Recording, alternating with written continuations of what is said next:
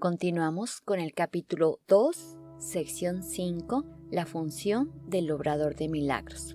Textualmente dice: antes de que los obradores de milagros estén listos para emprender su función en este mundo, es esencial que comprendan cabalmente el miedo que se le tiene a la liberación. Vamos por partes. Recordemos que solo hay dos emociones, el miedo y el amor. Tenemos miedo de que se nos conduzca al amor, porque eso implica perder los efectos del miedo. Y los efectos del miedo son el mundo, nuestras creencias, relaciones especiales, la creencia de que somos un cuerpo, etc. Nos da miedo que si nos volvemos obradores de milagros, perderemos todos nuestros logros, en fin, nuestro personaje dentro del mundo, sin tomar conciencia de que todo eso no son sino los efectos del miedo. De ahí que es necesario que comprendamos que un milagro es una transformación en nuestra conciencia al elegir el sistema de pensamiento que generan los pensamientos reales que yacen en nuestra mente recta. Es como podemos recuperar la unicidad con todo. Aceptar que el miedo y la libertad están dentro de la mente y que el miedo es la decisión de la mente de encarcelarse en las imágenes insustanciales que por decisión se pueden revocar, es el paso previo de todo obrador de milagros, porque de lo contrario parecería que la libertad nos despoja de lo que creemos que nos hace libres. Estamos tan condicionados a la prisión que preferimos pagar el precio del miedo y conservar nuestra voluntad individual a caminar hacia el amor y recuperar nuestra verdadera identidad. Yo recuerdo, y esto lo cito a manera de anécdota, no de juicio, que cuando empezaba a dirigir las meditaciones en algún grupo, había gente que decía que no quería hacer la meditación porque le daba miedo quedarse en ese estado mental. Pues ese es el propósito, cerrar los ojos y dejarnos envolver por ese estado de paz y de unidad y conservarlo al abrirlos. Recordemos que el cuerpo está al servicio de la mente. Puede usarse en unidad con la mente amorosa o en unidad con la mente del miedo. Ese es el libre albedrío. El miedo es lo opuesto al amor. Y el amor es Dios. Cuidar al miedo es cuidar a la mente separada. Dios es la causa del amor y su Hijo, la mente crística, es su efecto. El miedo es la causa de la separación y su Hijo, la mente egoica, es el efecto. Eso que queremos cuidar no existe. La separación solo existe en nuestra mente. Por lo tanto, la unidad también. La ilusión solo existe en nuestra mente. Por lo tanto, la realidad también. El miedo solo existe en nuestra mente. El amor también. Si seremos obradores de milagros, tenemos que tener presente los principios que Jesús nos señaló. Un milagro es una corrección que yo introduzco en el pensamiento falso. Actúa como catalizador, es decir, lo acelera o lo retarda para que no tengamos miedo, disolviendo la percepción errónea y reorganizándola debidamente. El milagro separa lo falso de lo verdadero, elimina el error. El milagro te libera de tu falso sentido de aislamiento, privación y carencia. El milagro compara lo que tú has hecho con la creación, aceptando como cierto lo que concuerda con ella y rechazando como falso lo que no. ¿Qué concuerda con ella? Cuando te unes a otro, cuando pones tu voluntad al servicio de la de Dios, cuando reconoces que el amor tiene más poder que el miedo, cuando tomas conciencia de que solo tus pensamientos pueden hacerte daño. El obrador de milagros tiene presente que toda curación o corrección de la mente es esencialmente una liberación del miedo. Para poder llevarla a cabo, él mismo debe estar libre de todo miedo. La percepción errónea procede de la creencia de que el daño puede limitarse solo al cuerpo. Ello se debe al miedo subyacente de que la mente puede hacerse daño a sí misma. Ninguno de esos dos errores es significativo, ya que las creaciones falsas de la mente en realidad no existen. Ni tu mente separada ni tu cuerpo individual existen, ni tu personaje, ni el mundo, ni tus problemas, ni tus logros. Solo existe tu mente santa en unidad con Dios. Ese reconocimiento es un recurso protector muy eficaz que cualquier forma de confusión de niveles, porque introduce la corrección al nivel del error. Es esencial recordar que solo la mente puede crear y que la corrección solo puede tener lugar en el nivel del pensamiento. Esto nos reduce a la necesidad de la pequeña dosis de buena voluntad a la que se refiere Jesús, a cuestionarnos nuestra elección por el sistema de pensamiento que deseamos mantener con plena conciencia de que ambos sistemas son congruentes en sus resultados, pero son irreconciliables uno con otro, ya que uno se sustenta en la no dualidad y el otro en la dualidad o división de la mente. Para ser un obrador de milagros, tenemos que desear una mente milagrosa y sobre todo trabajar por ella, observar que nuestros pensamientos, sentimientos, valores y creencias sean congruentes con la mente que queremos manifestar. Para ampliar algo que se mencionó anteriormente, dice, el espíritu ya es perfecto y por lo tanto no requiere corrección. El cuerpo no existe, excepto como un recurso de aprendizaje al servicio de la mente.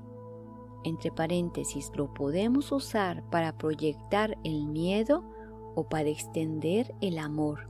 Este recurso de aprendizaje de por sí no comete errores porque no puede crear.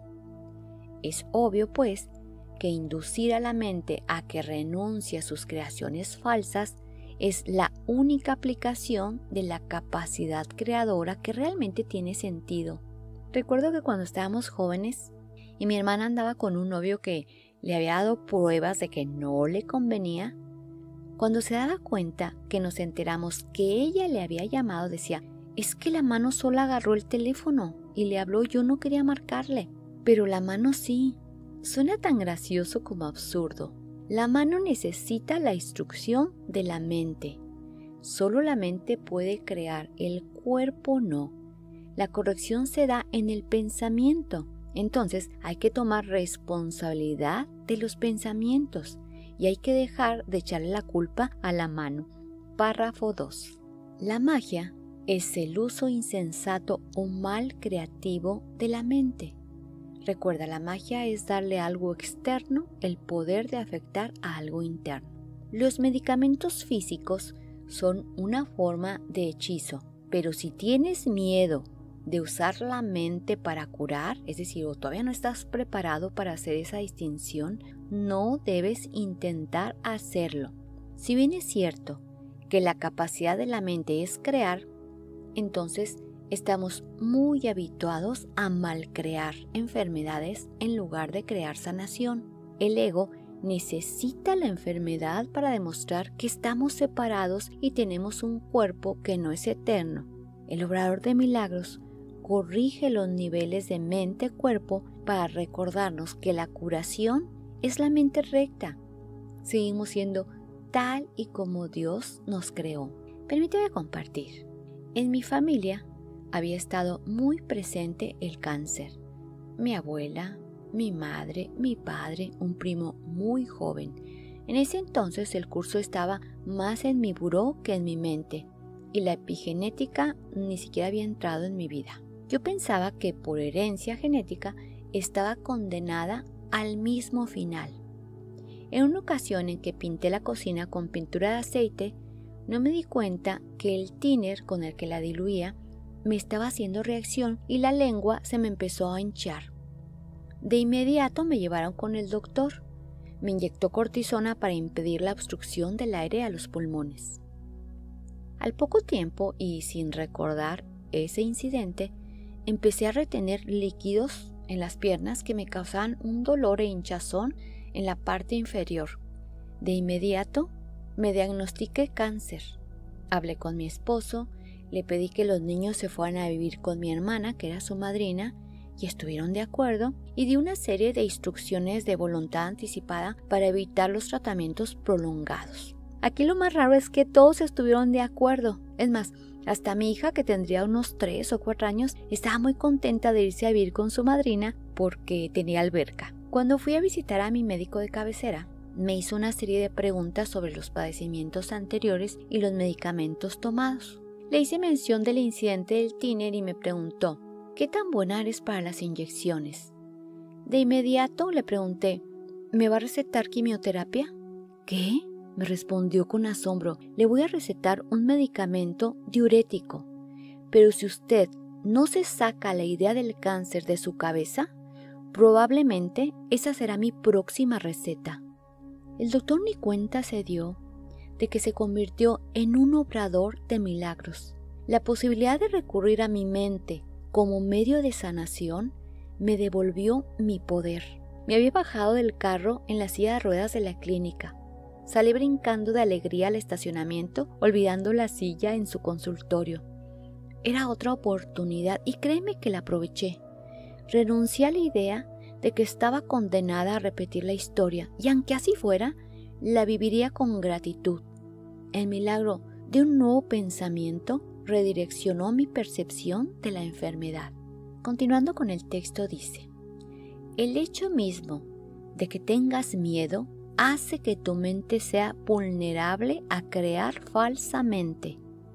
Es probable, por lo tanto, que no entiendas correctamente cualquier curación que pudiera producirse. Y puesto que el egocentrismo va normalmente acompañado del miedo, tal vez no puedas aceptar la verdadera fuente de la curación, tu mente. En tal caso, es menos arriesgado depender temporalmente de artificios curativos físicos, ya que no les puedes percibir erróneamente como una creación tuya. Mientras tu sensación de vulnerabilidad persista, no debes intentar obrar milagros. Párrafo 3. He dicho ya que los milagros son expresiones de una mentalidad milagrosa. Y una mentalidad milagrosa no es otra cosa que una mentalidad recta. Los que poseen una mentalidad recta no exaltan ni menosprecian la mente del que obra milagros ni la del que los recibe. En cuanto que medio de corrección, sin embargo, el milagro no tiene que esperar a que el que lo ha de recibir goce de una mentalidad recta. De hecho, su propósito es restituirle su mente recta. Es esencial, no obstante, que el obrador de milagros ese sí esté en su mente recta, aunque sea brevemente, o de lo contrario, será incapaz de restablecer la mentalidad recta en otros. Aquí no se trata de que vayas y le digas al enfermo: tú elegiste la enfermedad, tú puedes curarte con tu mente. Claro que no se trata de eso. Se trata de que invoques al Espíritu Santo primero en tu mente para que te permita ver tu santidad y así reconocer la del otro. Y de ahí, en tu mente, corriges el error de percibir la enfermedad, porque más allá de los cuerpos está su verdadera identidad y la tuya. Entonces, ¿qué le digo? En la mente le dices eso, y en el mundo le dices lo que le haga sentirse amado por ti. Párrafo 4. Aquí, por favor, imagina que es Jesús el que te lo está diciendo a los ojos. El sanador que confía en su propio estado de preparación pone en peligro su entendimiento. Estás perfectamente a salvo siempre que no te preocupes en absoluto por tu estado de preparación, pero mantengas firme confianza en el mío. Jesús sí que está preparado para trasladarnos a esa parte de la mente que compartimos con Él. Si tu inclinación a obrar milagros, dice, no está funcionando debidamente, es siempre porque el miedo se ha infiltrado en tu mentalidad recta y la ha invertido. Es decir, invertiste tus pensamientos hacia el otro sistema. Toda forma de mentalidad no recta es el resultado de negarte a aceptar la expiación para ti mismo. Si la aceptases, estarías en posición desde la que podrías reconocer que los que tienen necesidad de curación son simplemente aquellos que aún no se han dado cuenta de que la mentalidad recta en sí es la curación, que se ejemplifica con la frase estoy en el mundo, pero no soy de este mundo. Párrafo 5. La única responsabilidad del obrador de milagros es aceptar la expiación para sí mismo. Esto significa que reconoces que la mente es el único nivel creativo y que la expiación puede sanar sus errores, es decir, lo que la mente ha fabricado. Una vez que hayas aceptado esto, tu mente podrá solamente sanar. Al negarle a tu mente cualquier potencial destructivo y restituir de nuevo sus poderes estrictamente constructivos, te colocas en una posición desde la que puedes eliminar la confusión de niveles en otros, lo que significa que ya no hay identificación con el cuerpo, sino con la mente recta, que puede darle otro uso al cuerpo al ponerlo al servicio del espíritu o de la mente recta. El mensaje que entonces le comunicas a otros, continúa el párrafo, es el hecho irrefutable de que sus mentes son igualmente constructivas y de que sus creaciones falsas no pueden hacerles daño. Al afirmar esto, liberas a la mente de la tendencia a exagerar el valor de su propio recurso de aprendizaje y le restituyes a su verdadero papel de estudiante. Recuerda que la mente tomadora de decisiones es la que está estudiando un curso de milagros. Solo la mente puede decidir el sistema de pensamiento con el que dirigirá al cuerpo mientras dure. Ese que va a un grupo debe llevar su mente a través de su cuerpo. El personaje no puede aprender el curso, lo aprende la mente que está lista para el milagro o la corrección. Puedes llevar tu cuerpo a la India, por decir la India como símbolo de iluminación, pero si dejas tu mente en el mundo, te aseguro que no aprovecharás el viaje. Párrafo 6. Debe subrayarse nuevamente que al cuerpo le resulta tan imposible aprender como crear. Pues porque va en contra de su propia naturaleza. La mente egoica lo fabricó como una imagen para olvidar el conocimiento o su verdadero ser y fabricar así una identidad individual que reafirmamos al sentirnos separados unos de otros, al identificarnos como cuerpos. En cuanto que el recurso de aprendizaje se deje llevar simplemente por el estudiante, mas si se le dota falsamente de iniciativa propia, se convierte en una seria obstrucción para el mismo aprendizaje que debería facilitar. Solo la mente es capaz de iluminar. El espíritu ya está iluminado y el cuerpo de por sí es demasiado denso. Recuerda, nadie puede iluminarse llevando consigo sus creencias. La mente, sin embargo, puede hacer llegar su iluminación hasta el cuerpo al reconocer que éste no es el estudiante y que, por lo tanto, no tiene la capacidad de aprender. Es muy fácil, no obstante, poner al cuerpo en armonía con la mente una vez que ésta ha aprendido a mirar más allá de él hacia la luz.